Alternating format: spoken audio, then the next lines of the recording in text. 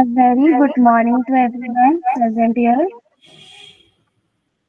Distinguished guest of honor, Sri Govind Saini sir, respected my co-moderator, Ms. Najmi, esteemed members of the Innovativa Foundation, honorable our founder and chairman Vikas Arora sir, and all our delegates, colleagues, and all our distinguished participants.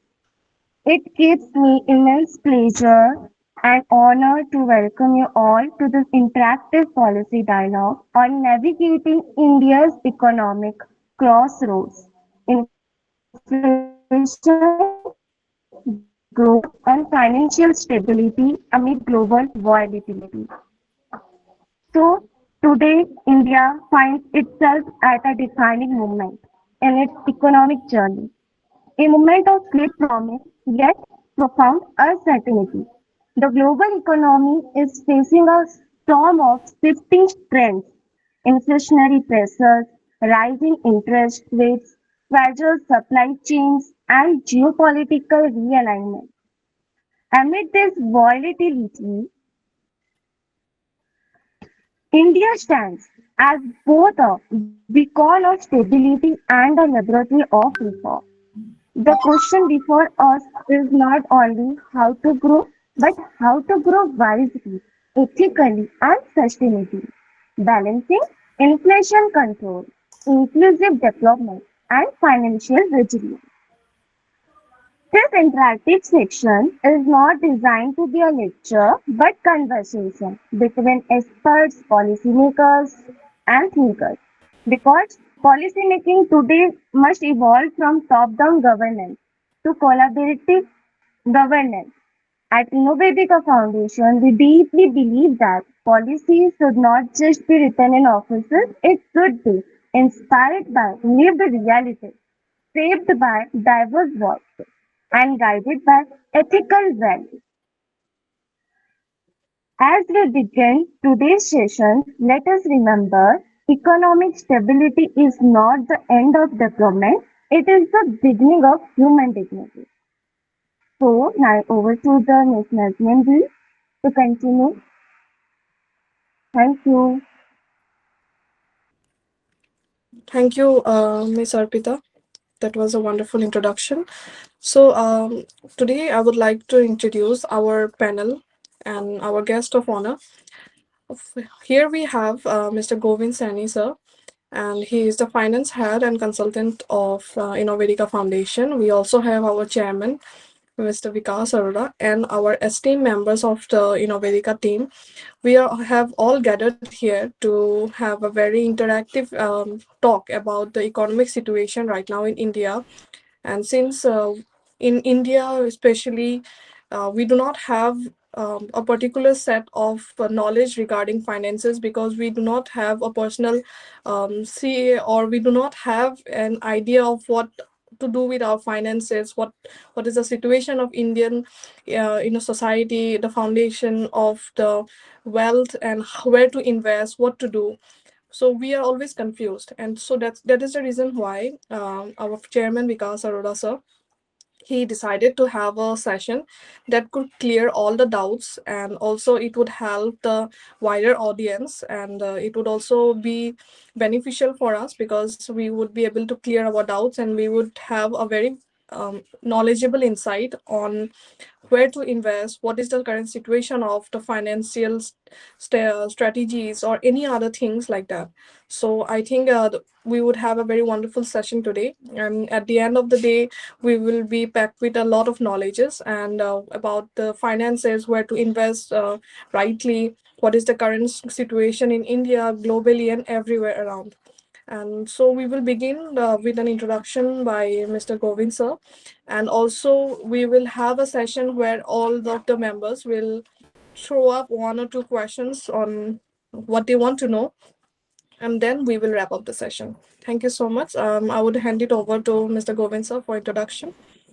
And also I would like to address Mr. Vikas Arora sir. Please.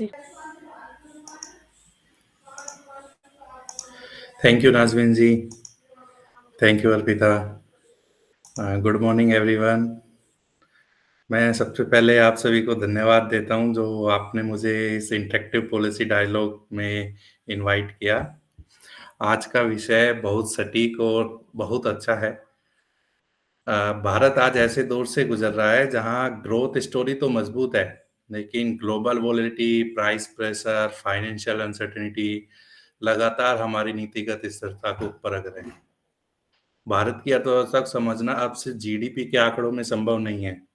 हमें inflation, fiscal management, monetary policy, supply so financial system की मजबूती को एक साथ समझना होगा। तो पहले थोड़ा-सा हम अपने जो इकोनॉमी है उसके बारे में थोड़ा-सा बात कर लेते हैं। फिर आप कुछ क्वेश्चंस जो भी है आप पुट अप करना। पिछले 2 सालों में ग्लोबल इकोनॉमी बहुत अनप्रेडिक्टेबल थी। कोविड-19 के बाद सप्लाई चेन ब्रेकडाउन हुआ, रसिया-यूक्रेन वॉर से ऑयल और गैस की कीमतों में उछाल हुई, मिडिल ईस्ट कॉन्फ्लिक्ट से जियोपॉलिटिकल इनस्टेबिलिटी हुई, फिर अमेरिका व यूरोप में इंटरेस्ट रेट का बार-बार इंक्रीज़-डिक्रीज़ होना। इन सब ग्लोबल वोलेटिलिटी का असर सीधा इंडिया पर पड़ा। हमारे इंपोर्ट्स बिल्स में वृद्धि हुई, इंडियन रुपीस का डेप्रिसिएशन हुआ, कैपिटल फ्लोज में अनसर्टेनिटी आई। तो भारत अब एक ऐसे मोड पे है जहां पर हाई ग्रोथ विद रिस्क की ओर ले जाता है, दूसरा सस्टेनेबल एंड इंक्लूसिव डेवलपमेंट की दिशा दिखाता है। अगर हम आज के हेडलाइंस की बात करें, जैसे गोल्ड और सिल्वर की प्राइस इंक्रीज हो रहे हैं, गोल्ड अब 1,18,000, सिल्वर 1,50,000 के करीब है। इन सब का मेन रीजन है global uncertainty and safe haven demand.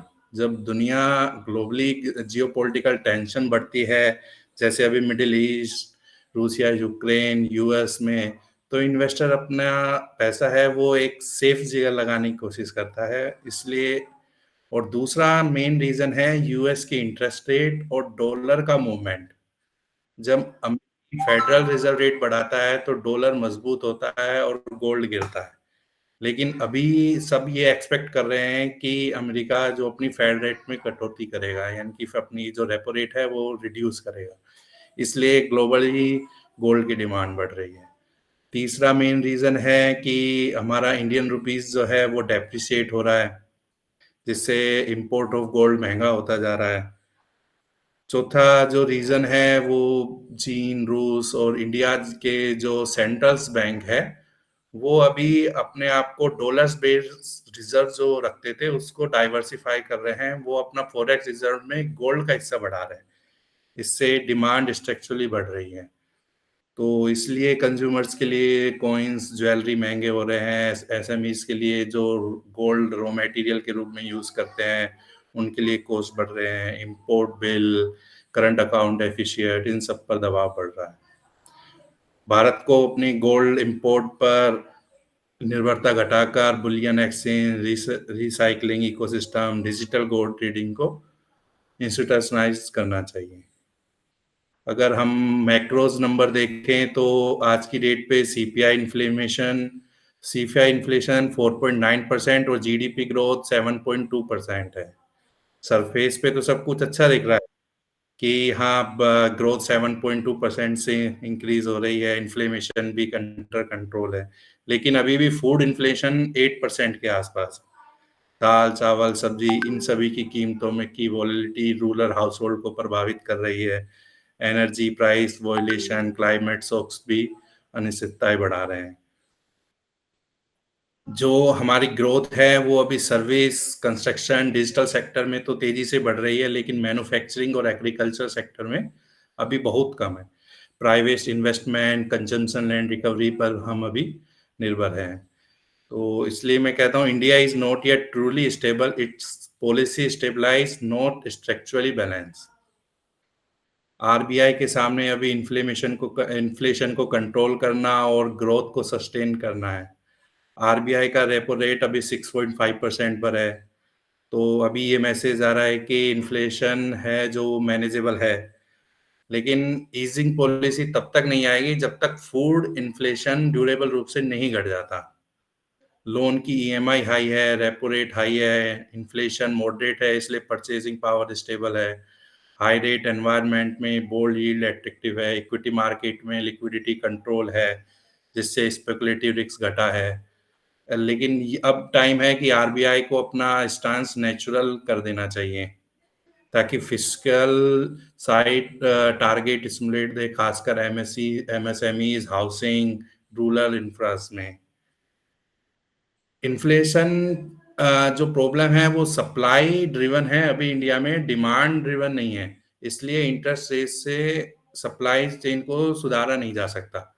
हमें इसके लिए agriculture infrastructure, farm to market chain, cold storage capacity, logistic technology में इन्वेस्ट करना चाहिए।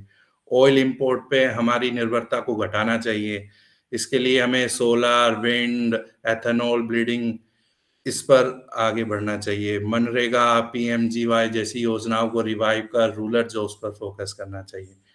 Credit guarantee scheme, low cost finance, digital access बढ़ाना चाहिए। सरकार को अपने अब रिवेन्यू स्पेंडिंग को घटाकर कैपिटल एक्सपेंडिचर बढ़ाना चाहिए, जिससे long term multiple effect rural, semi urban economic तक पहुंचे। तो अभी जैसे बैंकिंग सेक्टर का है, बैंकिंग सेक्टर में अभी एनपीए का जो रेशो है वो 10% से घटकर 3% हो गया है। तो ये बहुत अच्छा है कि एनपीए रेशो जो है वो कम है। एमएसएमई के लोन के डिफॉल्ट, लेकिन अभी भी कुछ चैलेंजेस है, जैसे एमएसएमई के लोन्स के डिफॉल्ट हो रहे हैं, एनबीएफसी सेक्टर में लिक्विडिटी प्रेशर है, साइबर फ्रॉड है, फिनटेक रेगुलेशन है। तो इन सबको ठीक करने के लिए early warning system, digital lending norm, risk based supervision, bank capital buffer आदि चीजें अपनानी चाहिए आरबीआई को। फाइनेंशियल स्टेबिलिटी तभी टिकेगी जब फिस्कल डेफिसिट भी कंट्रोल में रहे। अभी फाइनेंशियल ईयर 25 में फिस्कल डेफिसिट का टारगेट 5.1% है, जो अगले 3 सालों में हमें 4% से नीचे लाना है। इंडिया को अब एक इंस्टीट्यूशनल फ्रेमवर्क चाहिए जो फिस्कल स्पेंडिंग और मॉनेटरी पॉलिसी को अलाइन करे, जिसको हम फिस्कल मॉनेटरी बैलेंस रूल कहते हैं। इसका मेन ऑब्जेक्टिव होगा short term inflation management, long term growth simulation, fiscal deficit, liquidity control. इस तरह का कोऑर्डिनेशन माइक्रो इकोनॉमी वोलेटिलिटी घटाएगा, इन्वेस्टर का कॉन्फिडेंस बढ़ाएगा। आरबीआई के लिए बैलेंसिंग, आरबीआई जो है अभी एक बैलेंसिंग रूप वॉक में काम कर रही है। वो ग्रोथ को तो प्राथमिकता देती है, पर इन्फ्लेशन का खतरा भी रहता है। अगर इन्फ्लेशन को प्राथमिकता देगी तो ग्रोथ कम हो जाएगी। ग्लोबल वॉलिडिटी, खासकर ऑयल प्राइस के इंक्रीज, फॉरेन फंड आउटफ्लो इस बैलेंस को और कठिन बना देते हैं। इसलिए आरबीआई को डाटा ड्रिवन, फ्लेक्सिबल और फॉरवर्ड लुकिंग अप्रोच रखनी चाहिए।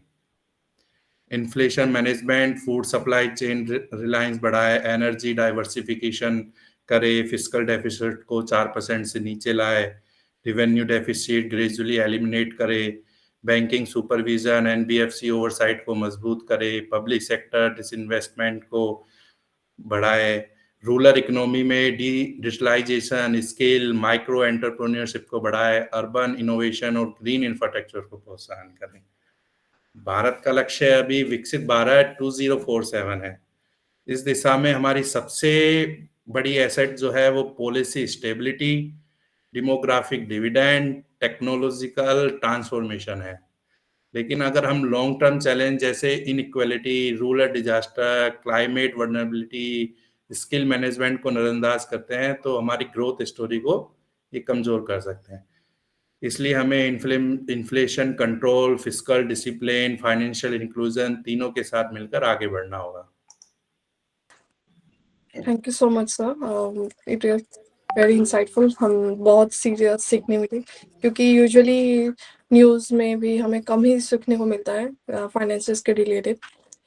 तो हमारे कुछ सवाल थे आपसे, हमारे ऑडियंस के तरफ से भी और हमारे स्टाफ मेंबर्स ने भी काफ़ी दिया था। जी, शुरुआत उसी से करते हैं, गोल्ड से, क्योंकि अभी काफ़ी उस ट्रेंड में चला है यही चीज़, गोल्ड का प्राइस जो ऑल टाइम हाई पे चल रहा है। तो the rise in gold and silver prices मतलब it indicates inflammatory pressure in the economy. क्या ये सही है? ये एक सवाल है।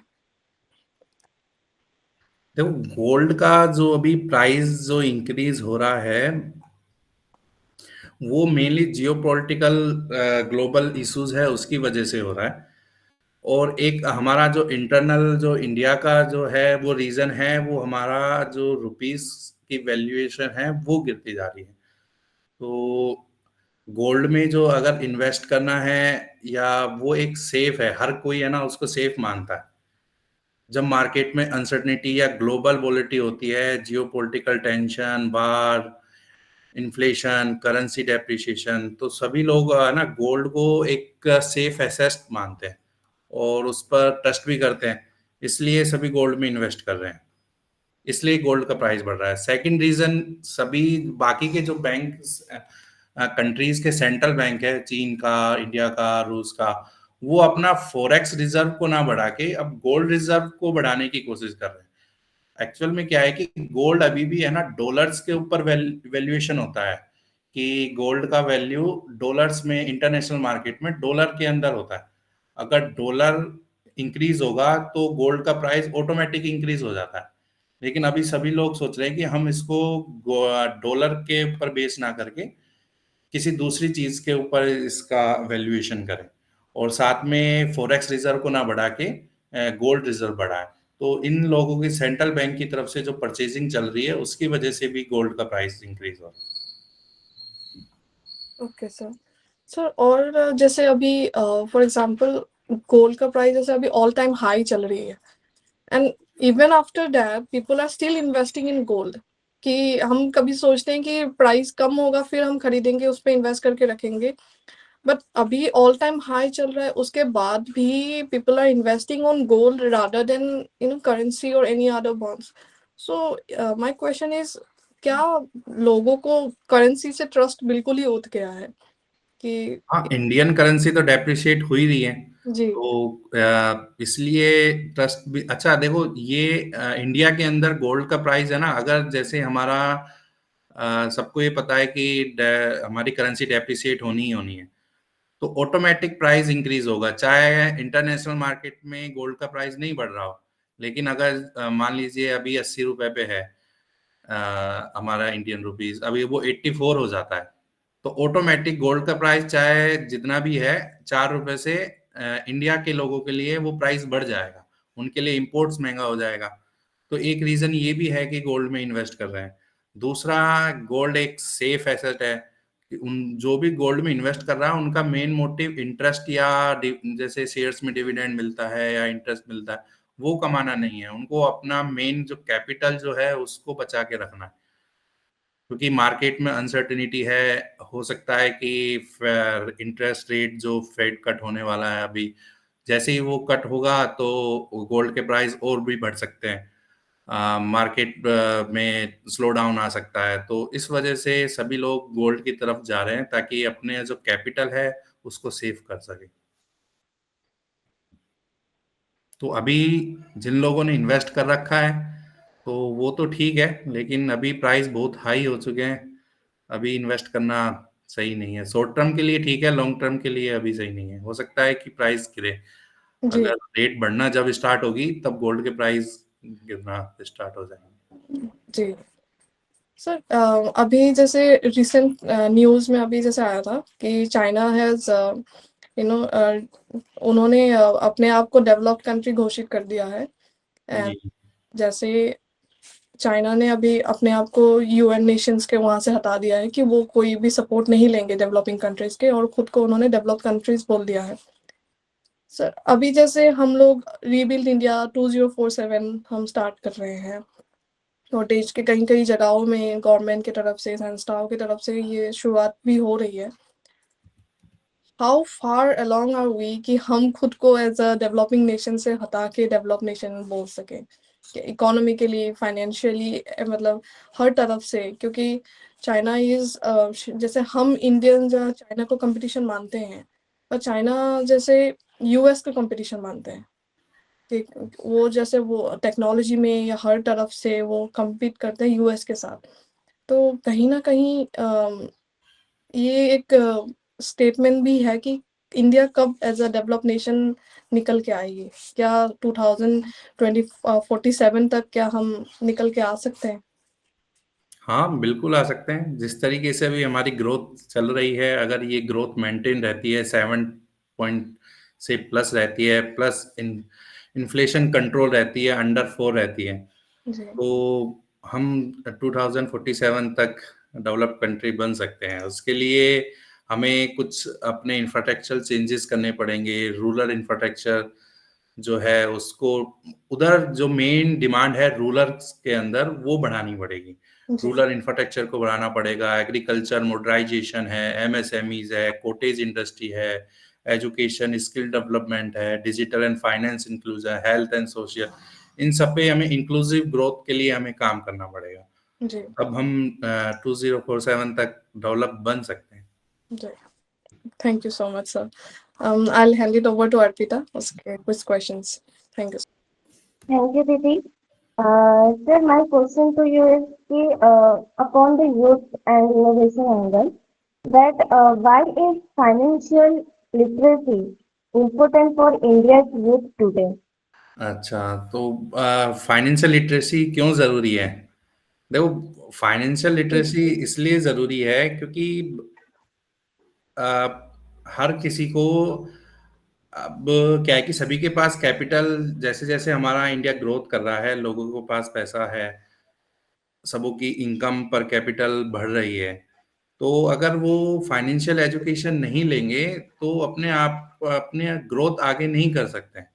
उनको इन्वेस्टमेंट भी करना है आगे, और गवर्नमेंट कौन-कौन सी पॉलिसीज़ लेके आ रही है, उनके बारे में जानना है। आरबीआई किस तरीके से काम करता है, कब फिस्कल अपना इंटरेस्ट रेट घटाता है, कब बढ़ाता है, और उसका उनके ऊपर इम्पैक्ट क्या पड़ता है। क्योंकि जैसे अगर इंटरेस्ट रेट डाउन होती है, लोगों को नहीं पता होगा कि इंटरेस्ट रेट डाउन होने से ईएमआईज़ घटेंगी, तो वो उसका बेनिफिट नहीं उठा पाएँगे। अरे इंटरेस्ट रेट आगे बढ़ने वाली होगी, ईएमआईज़ बढ़ने वाली है, लोन महँगा हो जाएगा। तो अगर वो फाइनेंशियल नॉलेज उनको रहेगी, तो वो अपना टारगेट अचीव कर सकते हैं जो उनको चाहिए। इसलिए बहुत ज़रूरी है। जी सर। सर, जैसे एक टर्म है कि आत्मनिर्भर भारत जो है वो किस तरीके से प्रोटेक्ट कर सकता है इंडिया को फ्रॉम ग्लोबल प्रॉब्लम से, जो इकोनॉमिक प्रॉब्लम है, ग्लोबल प्रॉब्लम है, वो कैसे प्रोटेक्ट कर सकता है आत्मनिर्भर भारत?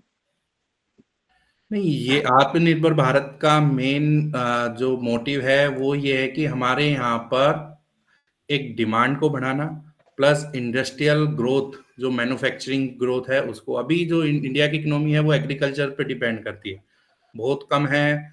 उसके बाद मैन्युफैक्चरिंग पे, उसके बाद सर्विस के ऊपर।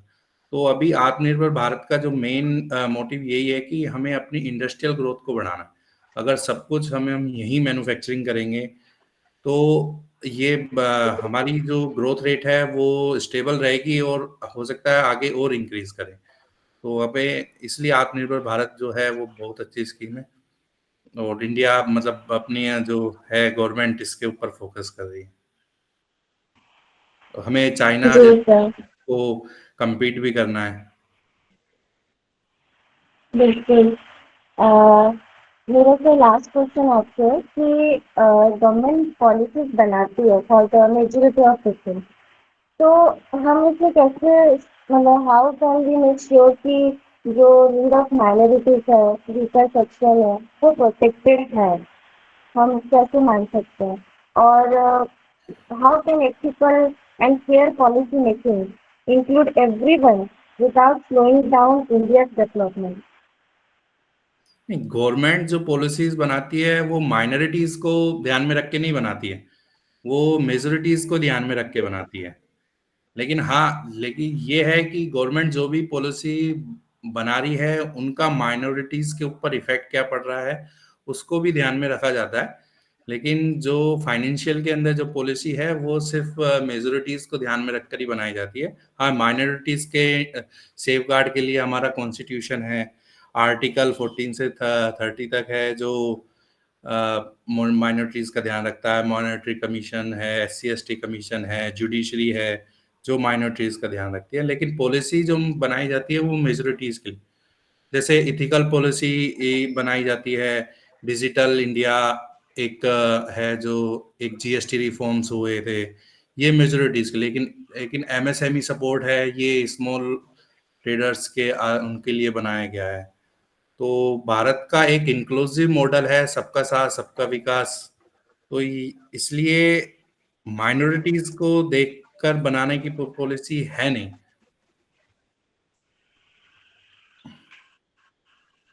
ठीक है।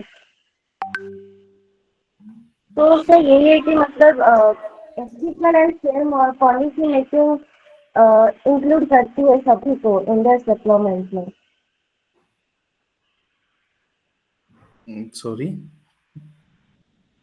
मतलब how can ethical and fair policy making include everyone without slowing down India's development? हाँ, वो जो गवर्नमेंट है, वो जो पॉलिसीज है वो सबको ध्यान में रखकर ही बनाती है। Okay, sir. Thank you so much, sir, for answering all my questions. Now it's Lakshmi to continue next slide. Thank you so much Arpita. Sir मेरा एक लास्ट सवाल था, उसके बाद हम ओपन टू ऑडियंस कर देंगे, पार्टिसिपेंट्स आपको एक एक सवाल पूछेंगे।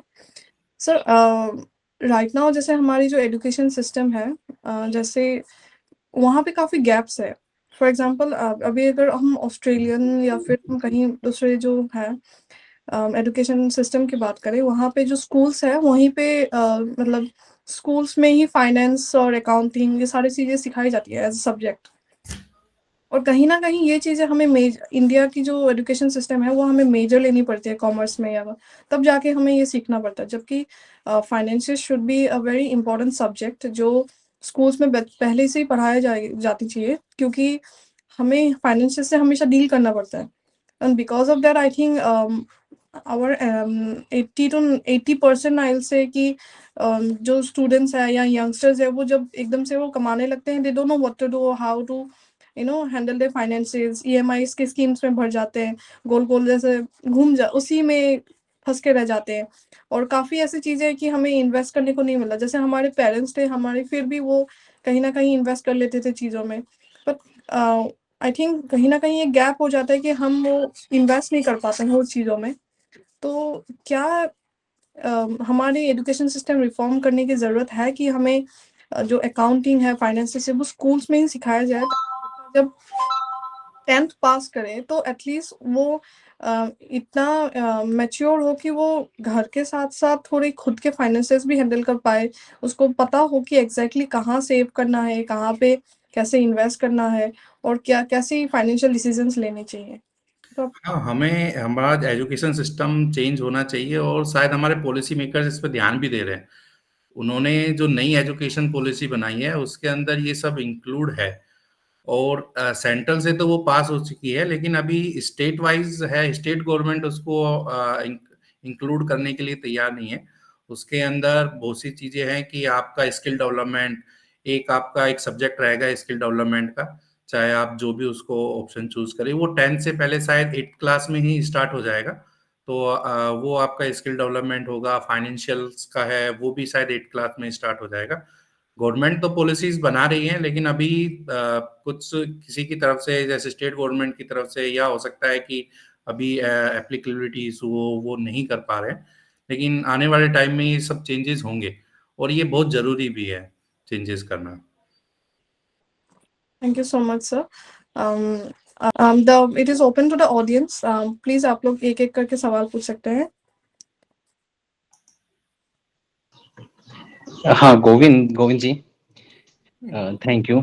पहले तो पूरी टीम को बहुत बहुत शुभकामनाएं और धन्यवाद कि पूरा टीम, ये जो नया प्रोग्राम है हम लोगों का, देश की बात, जस्ट लेट्स इंडिया स्टॉप, इसको हम लोगों ने शुरू किया है इनोवेदिका फाउंडेशन में। और इसके जो फर्स्ट जो इसके अंदर है, एक तरह का संवाद प्रक्रिया है ये। और उसमें पहले फर्स्ट संवाद प्रक्रिया में गोविंद जी हम लोगों के साथ हैं, इसलिए गोविंद जी का स्वागत, और इस प्रोग्राम के लिए पूरी टीम को शुभकामनाएं। गोविंद जी, एक छोटा सा सवाल था कि जो हम लोग rebuild India at the 2047 program start किए हैं इनोवेदिका में, उसमें और वो किस तरह से विकसित भारत प्रोग्राम में भारत सरकार का एक सपना है कि इंडिया एक डेवलप कंट्री बने बहुत जल्दी, उसमें किस तरह से सहयोग दे सकता है? आपके क्योंकि आप इनोवेदिका में रहे हैं, कॉन्सेप्ट तैयार करने में भी रहे हैं, तो किस तरह का सहयोग सरकार की योजनाओं में जो रीबिल्ड इंडिया के पिलर हैं, वो किस तरह से कर सकते हैं? आप थोड़ा उसमें प्रकाश डाल के बताइए। जी। देखो, जो अभी हमारे सामने जो चैलेंजेस है इंडिया की ग्रोथ और हमें विकसित भारत बनाना है 2047 तक, तो डेवलप नेशंस के लिए हमारे साथ सामने कई चुनौतियाँ हैं, जैसे कि अनएम्प्लॉयमेंट, नई नौकरियां जो है, जनसंख्या जिस हिसाब से बढ़ रही है उस हिसाब से हमारे एम्प्लॉयमेंट नहीं बढ़ रहे हैं। इनकम इनइक्वालिटी, अमीरी और गरीबियों के बीच में इनकम के अंदर असमानता है। क्लाइमेट चेंजेस हैं, कहीं पर सूखा है, कहीं पर बाढ़ है। इंफ्रास्ट्रक्चर गैप है, गाँवों में अभी भी सड़क, स्वास्थ्य, शिक्षा की कमी है। पॉलिसी डिले है, गवर्नमेंट पॉलिसी बनाती है तो उनका इम्प्लीमेंट नहीं हो पाता है। एनर्जी एंड इम्पोर्ट डिपेंडेंस है, हमें बाहर दूसरे देशों के पे डिपेंडेंस है, हम एनर्जी या ऑयल हम जैसे इंपोर्ट कर रहे हैं। तो ये बहुत सी चुनौतियां हैं जिनको हमें टाइम से ठीक करना होगा। तो हमारा रीबिल्ड इंडिया और विकसित भारत @2047 हमें अचीव करना है, तो ये सभी हमें चुनौतियों को खत्म करना होगा। जी, गोविंद जी, बहुत-बहुत धन्यवाद। हमारे कुछ यूपीएससी के क्योंकि हम लोग एक प्रोग्राम चलाते हैं इनोवेदिका में, जैसा कि आपको ज्ञात है। उसमें ग्रीन फ्यूचर पत्रिका मैगज़ीन भी हमारे रिसर्चर्स निकालते हैं, जिसमें कई तरह के आर्टिकल जो सोशल मुद्दे और टेक्नोलॉजी पे बेस होते हैं। तो हम लोगों के पास कुछ सवाल आए हैं यूपीएससी एस्पिरेंट्स के, तो वो मैं आपसे पूछता हूँ थोड़ा-सा। फर्स्ट सवाल है, "The rise in gold and silver prices indicate inflationary pressure in the economy. तो इज इट ट्रू और फॉल्स?" नहीं, ये ट्रू है ओके, कि हाँ, गोल्ड और सिल्वर की अगर जैसे प्राइसेस बढ़ रही हैं तो इन्फ्लेशन भी बढ़ती है, क्योंकि ओके, लोग क्या है कि इन मेटल को सेफ एसेट मानते हैं, उसी पर इन्वेस्ट करना पसंद करते हैं। तो ये जब आप लोग सोचते हैं कि आगे के टाइम पे इन्फ्लेशन बढ़ेगी, इन्फ्लेशन तो इस वजह से इकोनॉमिक ग्रोथ कम होगी, तो पहले से क्या है कि गोल्ड और सिल्वर में इन्वेस्टमेंट करंट की इन्फ्लेशन पे नहीं किया जाता। ये फ्यूचर को प्रिडिक्ट करके इन्वेस्ट लोग करते हैं। तो अभी लोग ये सोच रहे हैं कि फ्यूचर्स के अंदर महंगाई बढ़नी है। तो इस वजह से भी है कि लोग गोल्ड और इनके प्राइस बढ़ रहे हैं और इसमें इन्वेस्ट भी कर रहे हैं। गोविंद जी, कई बार सरकार भी धोखा खा जाती है। आपको याद होगा गोल्ड सॉवरेनिटी बॉन्ड सरकार ने निकाला था यही सोच के जी, जी। कि सरकार को कुछ फायदा होगा, लेकिन आपको पता है कि सरकार अभी खुद उस योजना को बंद कर चुकी है। तो उसपे थोड़ा-सा बताइए हमारे श्रोताओं को कि किस तरह से पॉलिसी मेकर कुछ चीज़ सोचते हैं और फिर उसको बंद भी करना पड़ जाता है। उसके अकॉर्डिंग नहीं हो पाता है। हाँ, एक पॉलिसी थी गवर्नमेंट की, गोल्ड सॉल्विंग बॉन्ड करके। गवर्नमेंट का मेन जो उद्देश्य था इस पॉलिसी को लाना कि लोग गोल्ड में डायरेक्ट इन्वेस्ट ना करके उसके बॉन्ड में इन्वेस्ट करें, ताकि फायदा ये हो कि हमें गोल्ड को इंपोर्ट नहीं करना पड़ेगा, हमारा फॉरेक्स रिजर्व कम नहीं होगा, और अगर जिस प्राइस पे गोल्ड बढ़ता है हम उसी प्राइस पे गोल्ड का जो भी इंक्रीमेंट होता है वो हम इन्वेस्टर को देंगे। लेकिन गवर्नमेंट ने भी नहीं सोचा था कि गोल्ड इस हिसाब से इतनी तेजी से बढ़ जाएगा। तो जो जो भी बॉन्ड जिन लोगों ने भी इन्वेस्ट किया था उन लोगों को तो बहुत फायदा हुआ, लेकिन गवर्नमेंट को लॉस हुआ कि उनको जो एक नॉर्मल सीएजीआर होता है गोल्ड का, कि 10 से 12% तक का ईयरली रिटर्न देता है, जो प्रीवियस कई ईयर से चला आ रहा था कि आप अगर इन्वेस्ट करते हो तो 10 से 12% आपको इंटरेस्ट आप या इनकम जो होती है वो होगी। लेकिन अभी एकदम से ही गोल्ड 50 से 100% तक इंक्रीज कर गया, तो उसमें गवर्नमेंट को बहुत नुकसान हुआ। और गवर्नमेंट जब ये मेच्योरिटी आई उस टाइम गवर्नमेंट ने अपनी एक्साइज ड्यूटी भी, इंपोर्ट ड्यूटी भी घटाई थी ताकि मेच्योरिटी पे कम अमाउंट देना पड़े, लेकिन उसका भी कोई बेनिफिट नहीं हुआ, तो उसमें गवर्नमेंट को बहुत लॉस हुआ। और अभी वो शायद स्कीम बंद कर दी है गवर्नमेंट ने। जी गोविंद जी। एक और यूपीएससी सवाल हमारे पास है एस्पिरेंट का। The Reserve Bank of India uses repo rate as a tool to control liquidity and inflation in this situation. Situation में से जो ये जो गोल्ड एंड सिल्वर के प्राइस अप डाउन हो रहे हैं उसके अंदर, तो this is the true statement और नॉट? ये ट्रू है। देखो, रेपो रेट वो रेट होती है जिस पर आरबीआई बैंक को लोन देती है। ठीक है, अगर आरबीआई जब रेपो रेट बढ़ती है तो आरबीआई बैंकों को लोन महंगा देगी, तो बैंक भी अपने रेट्स इंक्रीज कर देंगे, तो लोगों के पास लोन महंगा हो जाएगा। लोन जब महंगा होगा तो लिक्विडिटी कम हो जाएगी, लिक्विडिटी कम होगी तो इन्फ्लेशन कम हो जाएगा, कि डिमांड कम होगी तो इसलिए महंगाई भी है वो भी कम हो जाती है। तो ये आपस में कोरिलेट है, ये सही है कि इन्फ्लेशन जो है वो रेपो रेट पे होती है। बहुत अच्छा गोविंद जी। गोविंद जी, एक चीज और है, आप जैसा जानते हैं कि हमारे यहाँ पे जो रुपए जो होता है वो छपने का जो तरीका है, प्रिंटिंग ऑफ द करेंसी, वो गोल्ड रिजर्व पे डिपेंड करता है। जी। तो जस्ट सुनने में आ रहा है कि अमेरिका जो है वो क्रिप्टो करेंसी में मूव करना चाहता है, गोल्ड रिजर्व को कम करना चाहता है। तो इस पे हम आपके व्यू जानना चाहते हैं कि किस तरह से ये सब चल रहा है, और आने वाले समय को थोड़ा समझने के लिए ये सब जो चीजें बाजार में और न्यूज़पेपर में चल रही है वो हम आपसे जानना चाहते हैं। जी। अभी मार्केट में एक न्यूज़ चल रही है, बहुत टाइम से चल रही है, कि जैसे प्रीवियस ईयर्स में क्या है कि यूएस ने जो थी करेंसी लिक्विडिटी, मार्केट में लिक्विडिटी लाने के लिए, इन्फ्लेशन कंट्रोल करने के लिए उनको अपनी करेंसी प्रिंट करानी थी। तो उन लोगों ने क्या किया कि गोल्ड रिजर्व इतना था नहीं, गोल्ड को उन्होंने ना बढ़ा के और एक रेजोल्यूशन पास करके उन्होंने अपनी लिक्विडिटी बढ़ा ली।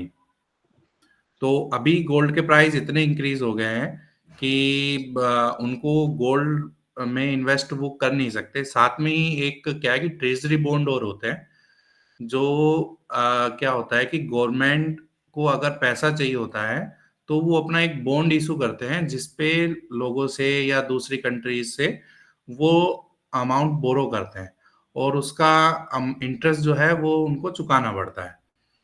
तो अभी उस यूएस के लिए वो सब मैच्योरिटीज की डेट आ गई हैं कि जो भी ट्रेजरीज बॉन्ड उन्होंने बोरो किए थे तो उन सब की मैच्योरिटी आ गई, उनको पैसा वापस करना है।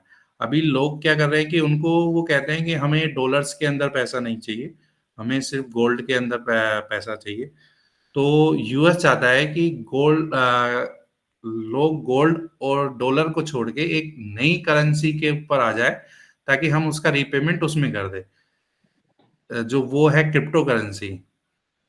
अभी मेनली क्रिप्टो करेंसी का 50 से 60% जो है वो यूएस के अंदर ही है, तो वो इसलिए अपनी क्रिप्टो करेंसी को यूज करना चाहती है अपने रीपेमेंट के लिए। जी गोविंद जी, बहुत अच्छा आपने इसको डिफाइन कर दिया। एक और चीज है, जनरली जब भी हम लोग आसियान ग्रुप की बात करते हैं या ब्रिक्स ग्रुप की बात करते हैं, तो जो ब्रिक्स के जो सदस्य देश हैं, वो ब्रिक्स के सदस्य देश ये सोच रहे हैं कि हम लोग जो आपस में जितना भी इंपोर्ट एक्सपोर्ट करते हैं वो हमारी ही मुद्रा में हो। लेकिन आज की डेट में वो सब जो लेन देन होता है वो अमेरिकन डॉलर में होता है ज्यादातर। तो जितने भी एशियन ग्रुप हैं और जो ब्रिक्स है या बाकी जो हम लोगों के क्वाड है सब बने हुए हैं, उसमें हम लोग अपनी मुद्रा में क्यों लेन देन नहीं कर पाते? और एक जो अमेरिकी डॉलर है वो एक तरह से दुनिया की एक इम्पोर्टेंट मुद्रा बनी हुई है, हर लेन देन उसी में करना होता है। तो ये यूपीएससी जो एस्पिरेंट इसको सुन रहे हैं उनके लिए भी आप हमको थोड़ा बताएं कि ऐसा क्यों होता है। नहीं, ये क्या था कि जैसे कि डॉलर्स जो है वो पहले अमेरिका एक पावरफुल नेशन पहले भी था, अभी भी है, वो चाहता है कि जितना भी एक्सचेंज हो ना वो हमारी करेंसी में हो। तो उन्होंने एक सभी कंट्रीज ने मिलकर एक रूल्स बनाए थे कि हाँ ठीक है हम डॉलर्स के अंदर करेंगे, लेकिन अब धीरे धीरे सभी कंट्रीज डेवलप हो रही हैं, तो वो सब ये चाह रहे हैं कि हम डॉलर्स पे अपनी निर्भरता को कम करके हम अपनी ही करेंसी के अंदर एक्सचेंज कर लें। जैसे इंडिया और रूस करता है, अपनी ही करेंसी के अंदर एक्सचेंज करता है। इंडिया अपने जो नेबर्स कंट्री है उनके अंदर जो भी ट्रेड करता है उनमें अपनी ही करेंसी में करता है। तो उसमें क्या है कि एक तो क्या डॉलर्स में करने से अपनी करेंसी डेप्रिशिएट होती है, और अगर दूसरी करेंसी इंक्रीज होगी तो अपनी करेंसी डेप्रिशिएट होती है। साथ में एक रिजर्व बना के रखना पड़ता है कि हमें डॉलर्स का रिजर्व चाहिए। अगर हमें हमारी करेंसी है जो उसमें ही किसी को रीपेमेंट करना है तो हम उसको आसानी से कर सकते हैं। अगर हमारे पास डॉलर्स का रिजर्व यानी कि फॉरेक्स रिजर्व ही कम है तो हम उसको रीपेमेंट में हमें प्रॉब्लम भी आएगी। तो अभी सभी कंट्री आपस में वो बना रहे हैं कि हम डॉलर्स पे अपनी निर्भरता को कम करके अपनी ही करेंसी के अंदर एक्सचेंज करें सारी चीजें।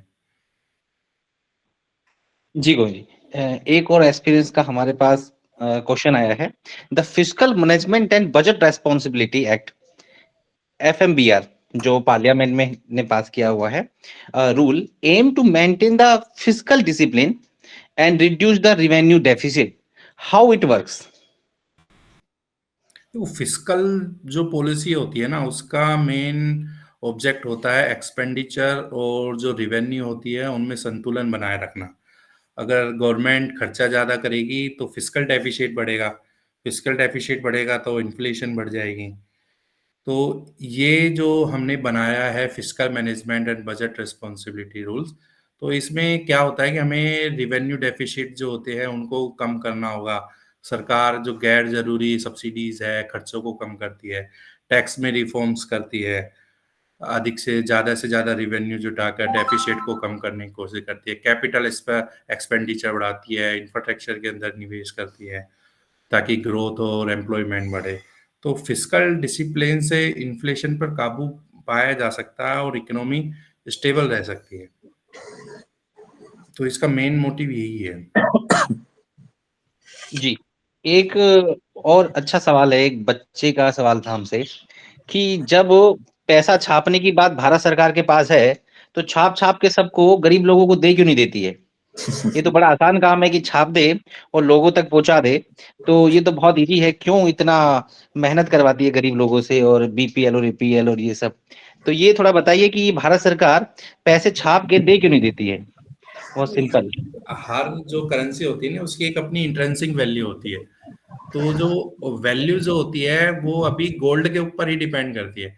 आपको जितनी भी करेंसी प्रिंट करानी होती है ना उतने का हमें गोल्ड रिजर्व रखना होता है ताकि आप उतने का उसको प्रिंट कर सको। अगर हम नहीं रखेंगे और करेंसी ऐसे प्रिंट करके देते रहेंगे तो इकोनॉमी स्लो डाउन में चल जाएगी। ऐसा हो जाएगा कि हमारे पास पैसा तो बहुत है लेकिन उसकी वैल्यू नहीं है। कोई उसको मतलब आप वो होता है ना कि जब इकोनॉमी स्लो डाउन होता है तो पैसा उसमें कट्टे में भर के लेके जाते हैं और एक छोटे से थैले में सामान लेके आते हैं, वो हालत हो जाएगी।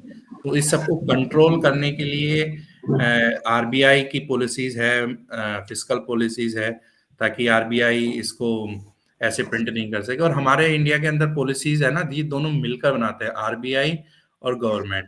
तो दोनों का इंडिविजुअली कंट्रोल नहीं कि RBI अपना खुद मन चाहे जो पैसा प्रिंट करके दे दे या गवर्नमेंट कहे कि आप पैसा प्रिंट कर दो तो RBI कर दे। तो ये आपस में दोनों मिलके काम करती है लेकिन दोनों इंडिविजुअल डिसीजन नहीं ले सकती।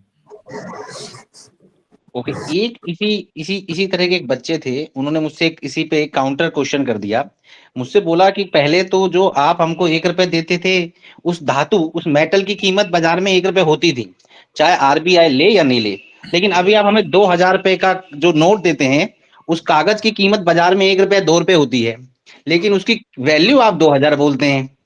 RBI कहता है कि 2000 रुपए का कागज ले लो, तो उसकी वैल्यू है 2000। तो ऐसा सिस्टम भारत ने कैसे लागू कर दिया, वो समझना चाह रहे हैं कि पहले तो 5 रुपए का सिक्का है या 10 रुपए का सिक्का है तो उस धातु को आप गला लीजिए तो 10 रुपए का ही रहेगा। लेकिन आज 2000 को अगर हम लेके जाएंगे तो कागज का टुकड़ा है, कोई वैल्यू नहीं है, 1 रुपए 2 रुपए ही है उस कागज की। तो वो थोड़ा समझना चाह रहे हैं कि ये चेंज कैसे हुआ इतना बड़ा कि धातु से हम 2000 का कागज की कोई वैल्यू नहीं रह गई और उसकी value reserve Bank of India के वचन पे ही निर्भर करेगी। हाँ ये आपने सही है, जो वचन जो बोला है ना कि ये है कि RBI ने है ना वो जो अपन को नोट दिए हुए हैं वो उसकी वैल्यू नहीं है, वो एक आपको राइट देता है कि अगर आप इस नोट को लेके जाओगे तो RBI इसके बदले में आपको 2000 रुपए देने का वो वचन देता है। इसलिए उसके जो RBI ने जो एक वो बना रखा है कि हाँ मैं इसके जो भी मैं प्रिंट कर रहा हूँ उसकी वैल्यू जो उन्होंने डिसाइड करी है, तो आरबीआई उस के बदले में उतना पैसा देगी आपको। वो एक वचन है, उसके ऊपर लिखा भी हुआ है। अच्छा, जो सिक्के वगैरह है वो आरबीआई इशू नहीं करती है, वो सेंट्रल गवर्नमेंट इशू करती है। तो इसलिए उनकी वैल्यू मार्केट में सेम रहती है, जितना जो उनकी अगर उसको आप वैसे भी बेचने जाओगे तो वो आपको लगभग उतने ही रेट में मिलता है जो उसकी एक्चुअल में प्राइस होती है। तो एक और सवाल था इसी पे काउंटर कि क्या जितना मनी सर्कुलेशन में है इस समय इंडिया में, जितना मनी सर्कुलेशन में है, उस मनी का जो वैल्यू है इंडिया में, क्या इतना पैसा, इतना gold reserve Bank of India के पास है कि वो उसका वचन देने के लिए उस एलिजिबल है, जितना पैसा सर्कुलेशन में है अभी इंडिया में? हाँ, ये तो रूल्स के हिसाब से तो होना चाहिए कि इतना रिजर्व हो आरबीआई के पास। और वो जो गोल्ड रिजर्व है वो प्राइस इंटरनेशनल लेवल पे तय होते हैं। हाँ, वो प्राइस इंटरनेशनल लेवल पे, वो करंट प्राइस पे तय होता है, लेकिन आपने जैसे एक बार आपसे डिस्कस, वो अमेरिका पे जो गोल्ड प्राइस होता है वो परचेजिंग पे तय होता है। नहीं, उन्होंने अपना वैल्यूएशन जो है अभी भी परचेजिंग वैल्यू पे रखा हुआ है, जितने का उन्होंने परचेज किया था उन्होंने अपना रीवैल्यूएशन नहीं किया है अभी तक। ठीक है गोविंद जी, बहुत अच्छा आपसे डिस्कस करके। एक और सवाल है हमारे यूपीएससी एस्पिरेंट का, how RBI directly regulate the pricing of gold and silver in domestic market, और RBI not any role to regulate these metals? नहीं, आरबीआई गोल्ड के प्राइस रेगुलेट नहीं करती है। गोल्ड के प्राइस जो है वो मार्केट में या इंटरनेशनल मार्केट में ही होते हैं, तो आरबीआई का इसमें कोई रोल नहीं है। ये ट्रू नहीं है, रॉन्ग है। आरबीआई सिर्फ एक अपनी पॉलिसीज बनाती है, या उनको जो भी गोल्ड रिजर्व रखना होता है उस हिसाब से वो उसमें परचेज करती है, लेकिन उसका प्राइस ऊपर या नीचे करना वो आरबीआई के हाथ में नहीं है। जनरली हमारे यहाँ पे जब हम लोग बात करते हैं तो दो तरह की पॉलिसीज होती हैं, fiscal policy and monetary policy. तो दोनों में डिफरेंस क्या है कि फिस्कल पॉलिसी और मॉनेटरी पॉलिसी, और दोनों के एक तरह से टूल क्या होते हैं जनरली? फिस्कल पॉलिसीज जो होती है वो गवर्नमेंट बनाती है, जिसमें अपने एक्सपेंस और रिवेन्यू उसका सारा ब्यौरा होता है कि आप कितना आपकी रिवेन्यू हो रही है और आप कितना खर्च कर रहे हैं, फिस्कल डेफिशिएट कितना है। और मॉनेटरी पॉलिसी है वो आरबीआई बनाती है, जिसका main motive growth, interest rate, liquidity, इनमें स्टेबिलिटी रखना है। अगर गवर्नमेंट ज्यादा खर्च करेगी तो फिस्कल डेफिशिएट बढ़ेगा, तो आरबीआई की अपनी मॉनिटरिंग टाइट करनी पड़ती है ताकि इन्फ्लेशन नहीं बढ़े। तो ये दोनों अलग अलग पॉलिसीज है, और एक गवर्नमेंट बनाती है, एक आरबीआई बनाती है। जी जी गौरव जी, मेरी तरफ से इतना ही था। एक छोटा सवाल और है लास्ट में। मैं आपसे जानना चाह रहा था कि आप चूंकि एक सीए भी हैं, एक्सपर्ट भी हैं, इतने सालों का अनुभव भी है, आप लोगों को, छोटे इन्वेस्टर को, कॉमन मास को क्या एडवाइस देंगे कि अगर उनके पास जो छोटा रकम इकट्ठा होता है, जिसे आजकल जिसे बहुत लोग आरडी कहते हैं, आरडी में जमा करा देते हैं, अगर आरडी से ज्यादा कुछ पैसा बचता है तो एफडी में जमा करा देते हैं, लेकिन आजकल का जो यूथ है, मैंने कई बार 12वीं क्लास के बच्चे या तो आजकल के 12th क्लास के बच्चों से बात करता हूं तो वो कहते हैं कि हम एक ऐप का यूज करते हैं, वो क्रिप्टो करेंसी के ऐप होते हैं, उसमें बहुत तरह के पैसा वो यूज कर देते हैं। जो उनके पेरेंट्स थे वो आरडी आज भी करते हैं, उनको आरडी से आज भी मुनाफा मिल रहा है, उन्होंने अपना लाइफ आरडी या एफडी करके ही निकाला है, लेकिन उनके बच्चे उस रास्ते पे नहीं चलना चाहते। वो आजकल का जो युवा वर्ग है वो जनरली क्रिप्टो करेंसी और इस तरह के बहुत सारे ऐप बाजार में है जिसका वो यूज करते हैं। शुरू में बहुत छोटा मोटा अर्निंग आता है, फिर एकदम से पूरा का पूरा वो उस पैसे को गवा देते हैं। वो कहते हैं एकदम से तेजी से अपनी जिंदगी में कुछ करना, तो वो हो नहीं पाता। बहुत कम है कि पैसे को बहुत शॉर्टकट रास्ते से कमाया जाए, ये पॉसिबल नहीं है। तो ऐसी स्थिति में as a CA, as a आपका पूरा एक्सपीरियंस, आप क्या कहते हैं उन बच्चों के लिए कि उनको गोल्ड में, सिल्वर में, क्रिप्टो करेंसी में या इस तरह के ऐप में, या जो कन्वेंशनल मेथड है हम लोगों के, जो हमारे पेरेंट्स यूज करते थे कि आरडी खाता खुलवा लेना पोस्ट ऑफिस में, जिसमें वो लोग रोज के 10 रुपए जमा करते थे या महीने के 100 रुपए जमा करते थे, या फिर इस तरह की एफडी छोटी छोटी खुलाना, क्या आप हमारे यूथ को गाइड करेंगे? सबसे पहले क्रिप्टो करेंसी पे बात कर लेते हैं। एक तो क्रिप्टो करेंसी अपने इंडिया में अनरेगुलेटेड है। गवर्नमेंट के ने कोई रूल रेगुलेशन नहीं बनाए हैं, ना ही वो इसको सपोर्ट करती है। जो भी क्रिप्टो करेंसी में ट्रेडिंग चल रही है वो बाहर के जो अदर कंट्रीज है वहाँ के ऐप वगैरह वहाँ से चल रही है। अगर उनको वहाँ पर कोई रिस्क भी होता है तो गवर्नमेंट उसमें कोई भी सहायता नहीं करेगी। तो प्योरली रिस्क जो इन्वेस्टर है उसके ऊपर है। अब एज ए सीए मैं क्रिप्टो करेंसी में, हाँ, आप इन्वेस्ट कर सकते हो, लेकिन आप अपना जो भी आपका बजट होता है कि मुझे मान लीजिए 100 रुपये इन्वेस्ट करना है तो उसका 2 या 3% ही क्रिप्टो करेंसी में इन्वेस्ट कीजिए। बाकी आपको एक पोर्टफोलियो बनाना चाहिए। पोर्टफोलियो भी एक डाइवर्सिफाई होना चाहिए कि हमें 10 से 15% गोल्ड सिल्वर में रखना है, 10-15% एफडीज के अंदर रखना है, इमरजेंसी एक फंड होना चाहिए। फिर उसके बाद आप इक्विटीज के अंदर रख सकते हैं, डेब्ट्स के अंदर रख सकते हैं। तो इस तरीके से, और इक्विटीज के अंदर भी आप, अगर आपकी एज कम है तो आप अपना टोटल पोर्टफोलियो का 50-60% भी इक्विटीज के अंदर रख सकते हैं। और अगर आप अभी नियर रिटायरमेंट के आसपास हैं या 50-60 है तो अपना पोर्टफोलियो को थोड़ा कम करके 20-30% इक्विटीज के अंदर रखें, बाकी सब डेब्ट्स के अंदर ले जाए। तो वो सब अपनी रिस्क आप कितना ले सकते हो उसके ऊपर डिपेंड करता है। लेकिन मार्केट जो है वो एक रिस्क के बेस पे काम करता है, वहां आपका पैसा डूब भी सकता है। और एफडी है, आरडी है, गोल्ड है, सिल्वर है, ये एक सेफ एसेट है, यहाँ पर आपका पैसे डूबने के चांस बहुत कम होते हैं। तो राय तो ये है कि गोल्ड सिल्वर एफडी के अंदर करें, अगर अच्छा इंटरेस्ट चाहिए तो इक्विटीज के अंदर भी जा सकते हैं। Thank you Govind. गोविंद का मतलब यूथ को ये सलाह है कि हमारा जो यूथ है वो बहुत ज्यादा पैसों की चमक में अपने जो पूर्वजों का पैसा है या माता पिता का पैसा है या अपना खुद का बहुत मेहनत का कमाई हुआ पैसा है उसको इस तरह कहीं पर भी अनसिक्योर जगहों पे बहुत मिनिमम 2% 3% इतने तक रखे, उसको सीमित रखे, बाकी वो बहुत सिक्योर मीडियम यूज करें उस पैसे के लिए। तो थैंक यू गोविंद, आपने हम सबको इतना मार्गदर्शन दिया। मेरी तरफ से मैं ये हैंड ओवर करता हूँ अर्पिता को। जी अर्पिता प्लीज। हेलो। हाँ मनोज जी प्लीज। गोविंद भाई good morning. Good morning Manoj ji. अच्छा, आज गोल्ड पर इतना डिस्कशन हो रहा है तो हम भी थोड़ा बहुत गोल्ड के बारे में चर्चा कर लेते हैं। जी। आ, आज गोल्ड का इतना प्राइस, मतलब जैसे सबको पता ही है इतना प्राइस बढ़ गया है और लोग, पब्लिक ये भी मानती है कि सबसे जो अच्छा इन्वेस्टमेंट है, एकदम परफेक्ट है, वो गोल्ड में ही है। लेकिन अब गोल्ड इतना बढ़ रहा है और कब कम हो जाए या आगे भी इतना बढ़ता रहेगा, इसका क्या सिक्योरिटी है? या हम ऐसा कोई हमारे पास ऑप्शन है कि इंश्योरेंस वगैरह भी इसका कुछ कर सके आगे? तो इसमें कुछ है ऐसा मेजर कि हम इंश्योरेंस करके इसका अपना सेफ्टी इंश्योर कर सकें? नहीं, इसके अंदर इंश्योरेंस तो नहीं है, लेकिन आप अपने आप के हैज जरूर कर सकते हो। अगर जैसे आपने गोल्ड ले रखा है तो आप अपने आप को हैज करने के लिए शेयर मार्केट में डेरिवेटिव्स एक ऑप्शंस होता है, जिसके अंदर आप पुट ऑप्शंस खरीद के अपने आप को हैज कर सकते हो।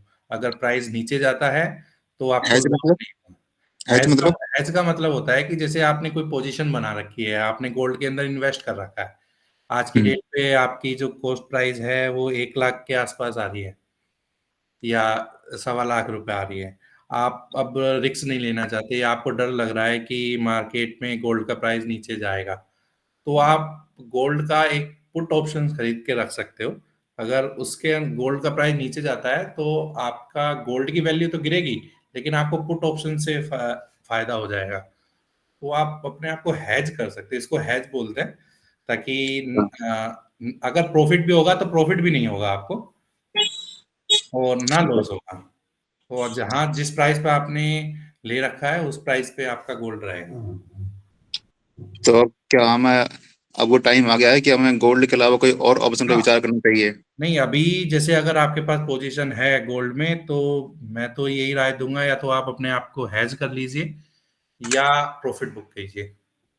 जैसे अब लोगों की शादियों का सीजन भी आ रहा है या आने वाले टाइम में भी आएगा, तो लोगों को भी गोल्ड परचेज कर लेना चाहिए या फिर तभी या इंतजार करना चाहिए अपनी आने वाले टाइम में? देखो अभी देख कंजम्पशन के लिए अगर गोल्ड लेना है तो वो तो एक अलग मैटर है कि हमें हम्म। शादी के लिए लेना है तो वो तो लेंगे ही लोग चाहे रेट कितना ही हो। अगर इन्वेस्टमेंट के लिए अगर जाना है तो अभी गोल्ड नहीं लेना चाहिए, अभी प्राइस बहुत हाई है तो अभी वेट करना चाहिए, क्योंकि अभी जो प्राइस जो बढ़ा है वो जियोपॉलिटिकल टेंशन से, जो रेट कट की उम्मीदें हैं उससे, इन्फ्लेशन से, और अपना रुपीस की वैल्यूएशन कम हुई है उससे, आगे अगर आगे के टाइम में ये सब चीजें ठीक हुई कि अच्छा, सारी चीजें ठीक हुई तो प्राइस ऑटोमेटिक कम होंगे।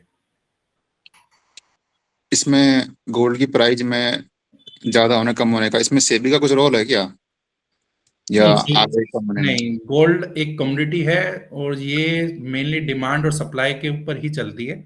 जो डिमांड ज्यादा हो जाती है, डिमांड भी बढ़ती क्यों है उसके रीजन वही है सेम कि इन्फ्लेशन का खतरा है, युद्ध चल रहे हैं, रेट कट हो रही है, या लोगों को सेफ जगह इन्वेस्ट करना है, इसलिए डिमांड बढ़ रही है और सप्लाई इसकी लिमिटेड है गोल्ड की, तो इसलिए इसके प्राइस इंक्रीज हो रहे हैं।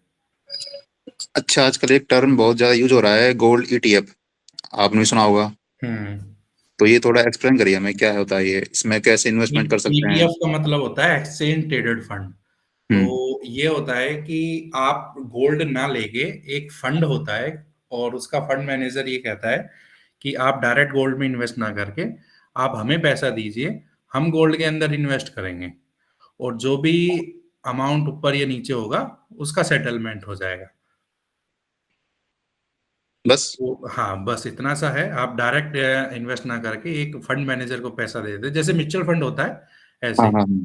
बस ये क्या था, एक्सचेंज ट्रेडेड होता है कि आप एक्सचेंज पे इसको कभी भी खरीद सकते हो, सेम डे खरीद सकते हो, सेम डे बेच सकते हो, बस इतना सा है। तो ये इलेक्ट्रॉनिक, इसे हम बोल हाँ सकते हैं डिजिटल हाँ, गोल्ड इसके ना? लिए आपको डीमैट अकाउंट खोलना पड़ेगा, डीमैट अकाउंट से, और आपको एक ब्रोकर के पास अकाउंट खोलना होगा, उससे आप इसकी ट्रेडिंग भी कर सकते हो।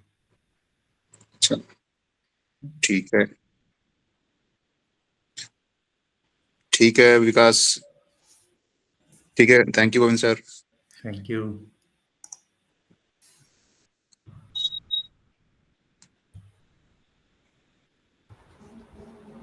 Good afternoon, sir. Good afternoon. Sir सभी तो मतलब गोल्ड के ऊपर चर्चा कर रहे हैं, तो मेरा एक ये क्वेश्चन रहेगा गोल्ड से रिलेटेड कि गोल्ड और ऑयल के प्राइस एक साथ ही क्यों ज़्यादा बढ़ रहे हैं? मतलब वो जितने भी सारे मतलब चीज़ हैं उसमें से गोल्ड और ऑयल ही ज़्यादा क्यों इंक्रीज़ हो रहे हैं? और मतलब उसे क्या मतलब बेनिफिट है या फिर क्या है? उसे थोड़ा आप एक्सप्लेन कर सकते हैं? देखो गोल्ड और जो वो है ऑयल जो है, एक तो इनकी जो सप्लाई है ना वो लिमिटेड है, फर्स्ट रीजन। सेकंड ये है कि अभी सारी ग्लोबल टेंशन्स जो बढ़ रही हैं, इन्फ्लेशन बढ़ रही है, बाकी आपस में जो वॉर हो रही है, उसकी वजह से सभी लोग अपना जो इन्वेस्टमेंट है वो एक सेफ जगह रखना चाह रहे हैं, तो इसलिए गोल्ड और ऑयल, ऑयल की डिमांड बहुत है लेकिन उस हिसाब से सप्लाई नहीं है। अगर जिस हिसाब से अगर ये वॉर वगैरह चलती रहेंगी तो वो सप्लाई क्या है कि सप्लाई जो चेन होती है वो बिगड़ जाती है और सभी को रिक्वायरमेंट होती है, तो सभी अपना रिजर्व करने के लिए गोल्ड ऑयल को परचेज करते हैं, गोल्ड को भी और ऑयल को भी, तो इसलिए इनका प्राइस दोनों एक साथ बढ़ रहे हैं। अगर आगे के टाइम पे ये चीजें ठीक हो जाती हैं तो दोनों के ही प्राइस में कमी होगी। Thank you sir. मेरा दूसरा सवाल ये है कि what are the philosophical difference between rebuild India 2047 and Viksit Bharat 2047? जैसा कि नाम से ही पता पड़ रहा है, रीबिल्ड इंडिया, रीबिल्ड मतलब पुनः निर्माण करना, रिकंस्ट्रक्शन करना, और विकसित भारत यानी कि हमें एक ट्रांसफॉर्मेशन में जाना। तो रीबिल्ड इंडिया का जो फोकस है वो पुरानी जो हमसे गलतियां हुई हैं, टू बेकार पॉलिसीज बनी हुई हैं, स्किल डेवलपमेंट नहीं हो पाए हैं, तो उन सभी को वापस से ठीक करना है, संस्थाओं को सुधार करना है, पास्ट को सुधारना है, तो पुरानी जो पॉलिसीज है उनको ठीक करना है। विकसित भारत का मेन जो है वो देश को आत्मनिर्भर बनाना, नई ग्रोथ के पास लेकर आना, फ्यूचर को देखना है। तो वो दोनों का बस मेन डिफरेंस यही है। बाकी दोनों मेन फोकस इंडिया के डेवलपमेंट पे ही है। 2047 तक हमें भारत का वापस से निर्माण करना है। Thank you sir. और एक क्वेश्चन है, what does it means that India is at economic crossroad? मतलब ये हमें पहले समझना होगा कि इकोनॉमिक क्रॉसरोड क्या है। मतलब अभी जो है इंडिया एक ऐसे निर्णायक मोड पे है, टर्निंग पॉइंट पे है, जहां पर उनको इकोनॉमिक पॉलिसीज, रिफॉर्म्स, वेलफेयर, इन पे काम करना है। तो एक और हाई ग्रोथ और जॉब क्रिएशंस है, उनको बढ़ाना है। दूसरी ओर जो है इन्फ्लेशन, इनइक्वालिटी, ग्लोबल इंस्टेबिलिटी आदि जो चुनौतियां हैं, उन पर भी काम करना है। तो इसलिए अभी जो है इकोनॉमी वो उस निर्णायक मोड पे है कि हम किस जगह जाएंगे, कि या तो हम इस हाई ग्रोथ की तरफ जाएंगे या हम इन्फ्लेशन की वजह से वापस नीचे आ सकते हैं। सो फिर क्या होगा अगर इंडिया फेल हो जाएगा एड्रेस करने के लिए, वो लॉन्ग टर्म चैलेंजेस क्या है, और इकोनॉमिक एड्रेस में जो आपने बताया कि क्या क्या डेवलपमेंट होगा, तो अगर इंडिया उसमें फेल हो जाए तो फिर क्या होगा आगे? स्लो इकोनॉमिक ग्रोथ रहेगी, बेरोजगारी, अनएम्प्लॉयमेंट बढ़ेगा, सोशल इनइक्वालिटीज बढ़ेगी, एनवायरमेंटल डैमेज होगा, पॉलिटिकल अनरेस्ट होंगे, ये सब प्रॉब्लम्स बढ़ेंगी अगर हमने अपने जो भी है। अगर ये सब बढ़ते हैं तो फिर 2047 तक हम लोग कैसे मतलब विकसित भारत बनाएंगे?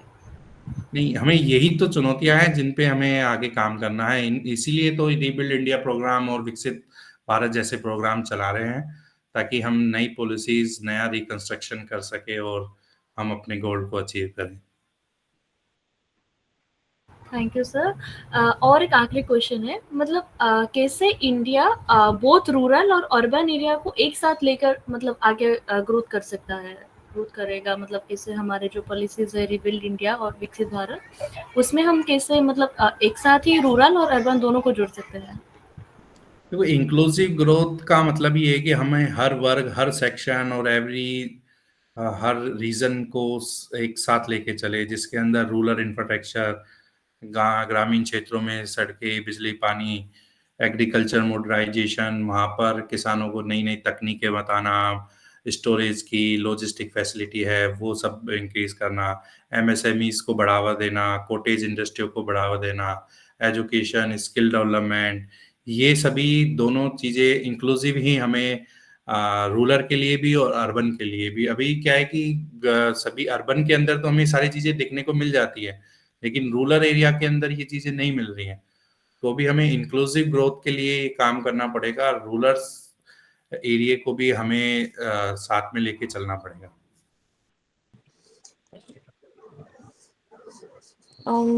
Anyone has any more questions?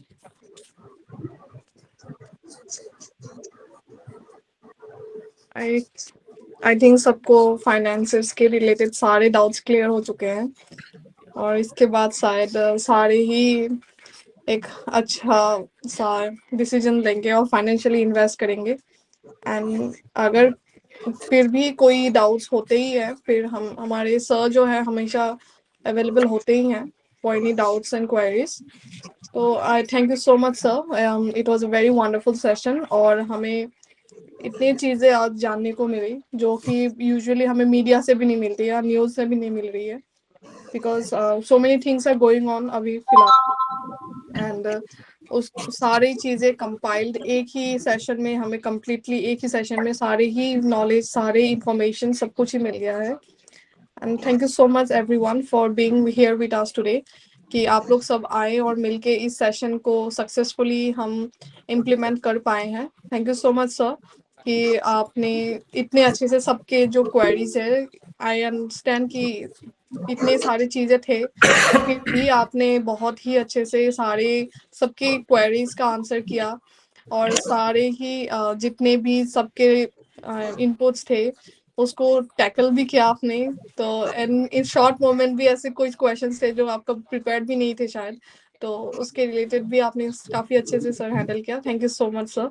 तो अभी हम लोग इस मीटिंग को समापन की ओर हैं, समापन कर रहे हैं। तो आप सबका धन्यवाद, आप सब आए, इसके लिए बहुत बहुत आभार आप सब लोगों का।